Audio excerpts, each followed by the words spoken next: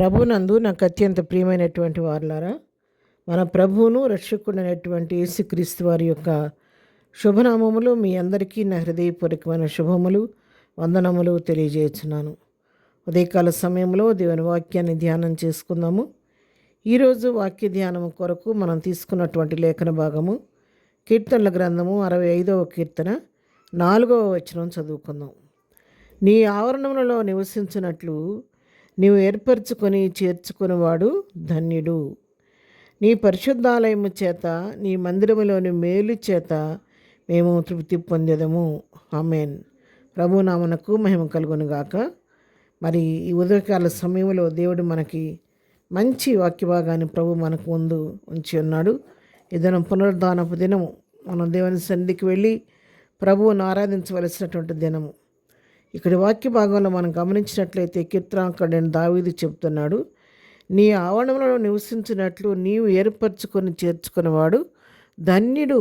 ఎవరైతే దేవుని ఆవరణంలోకి వెళతారో, ఆయన ఆవరణంలో ఆయన చేత ఎన్నుకోబడినటువంటి వారు, ఏర్పరచబడినటువంటి వారు, ఆయన మందిరంలో చేర్చబడినటువంటి వారు ధన్యులు అని ఇక్కడ దేవుని వాక్యం సెలవిస్తూ ఉంది.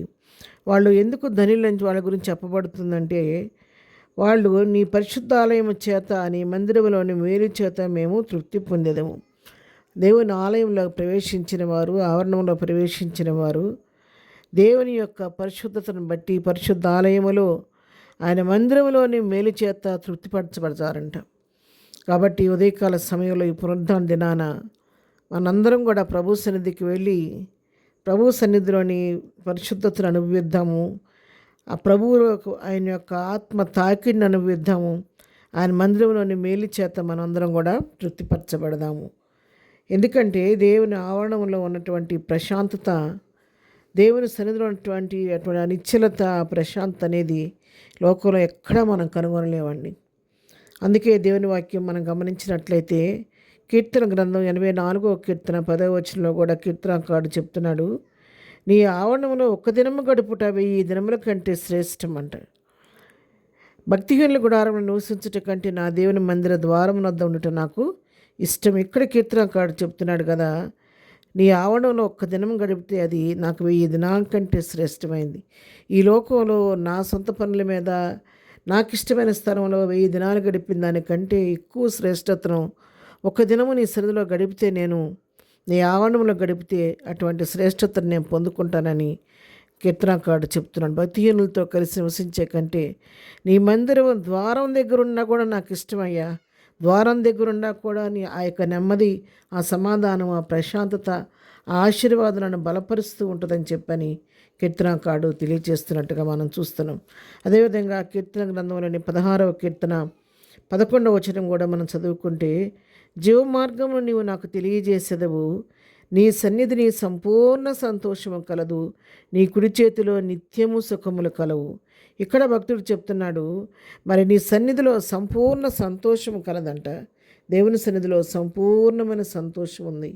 ఆయన కుడి చేతిలో నిత్యము సుఖములు ఉన్నాయంట. ఈ వారమంతా అనేక రకాల పని ఒత్తిడిలో, సమస్యల్లో, వ్యాధులతో, బాధలతో కొట్టబడినటువంటి ప్రియులారా, ఈ ఉదయకాల సమయంలో ప్రభు సన్నిధికి వెళ్ళండి. ఆయన ఆవరణంలో ప్రవేశించండి. ఆవరణలో ప్రవేశించటం ఎంతో ధన్యత అని చెప్పి దేవుని వాక్యం సెలవిస్తూ ఉండగా, ఆయన ఆవరణంలో ప్రవేశించి ఆయన సన్నిధిలోని ఆ యొక్క మందిరంలోని మేలు చేత మనం తృప్తిపరచబడదాము.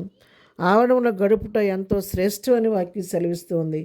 ఆయన సన్నిధిలో నిత్య సంతోషం ఉందని, ఆయన కుడి చేతి నిత్య సుఖం ఉన్నాయని చెప్తున్నాయి. కాబట్టి ఈ వారమంతా మీరు పడిన ప్రయాస, శ్రమ, బాధ అంతా మీరు మర్చిపోవాలి. తిరిగి మీరు ఉజ్జీవింపబడాలి. నూతనమైన దైవీకమైన ప్రసన్నత మిమ్మల్ని అలుముకోవాలి. మీ మనసుకు నెమ్మది, శాంతి, సమాధానము, సంతోషం కావాలంటే పునరుద్ధానం దేవుని సన్నిధికి వెళ్ళి ప్రభు సన్నిధిలో గడపండి. ప్రభు యొక్క ఆశీర్వాదాలు సంపూర్ణంగా అనుభవించండి. ప్రార్థన. ప్రేమగల తండ్రి, పరిశుద్ధులైన మా ప్రియ ప్రభా, నీ పాదముల కొందనాలు. ఈ పునరుద్ధానపు దీవులతో మమ్మలను, మా కుటుంబాలను, సంఘాలను నింపండి. ఈ దినం జరుగు ప్రతి ఆరాధన ద్వారా మీ నా మహిమ తెచ్చుకోండి అయ్యా. ఈ దినం తండ్రి ప్రతి దైవజన్ని ఎత్తిపట్టి మహిమ కొరకు వాడుకోనండి. అనేక హృదయాల వాక్యం కొరకు తెరవబట్టడానికి సహాయం చేయండి. అందరూ కూడా దేవుని సన్నిధికి వెళ్ళి ప్రభా నీ మందిరంలోని సంతోషాన్ని అనుభవించడానికి, నీ మందిరంలోని సమృద్ధిని మేలు అనుభవించడానికి ప్రతి వారి మనసును ప్రేరేపించండి. వారి వారి అవసరాల క్రియకుల ఇబ్బంది మీ నామంలో తీర్చండి. ఇద్దరు వెళ్ళి మార్గాల్లో తోడుగుండండి. చేయి పని పట్ల నీ కాపుదల దయచేయండి. ఇద్దరు బర్త్డే మ్యారేజ్లో చేసుకున్న బిడ్డలను దీవించి ఆశీర్దించండి. దుఃఖంలోని బిడ్డలను ఓదార్చమని ఘనతమైన ప్రభావాలు మీరే పొందుకోమని యేసునామంలో ప్రార్థించి అడిగి పొందుకొని ఉన్నాము తండ్రి. ఆమెన్. ప్రభు కృప సదాకాలము మనందరికీ తోడయుండి నడిపించును గాక. ఆమెన్.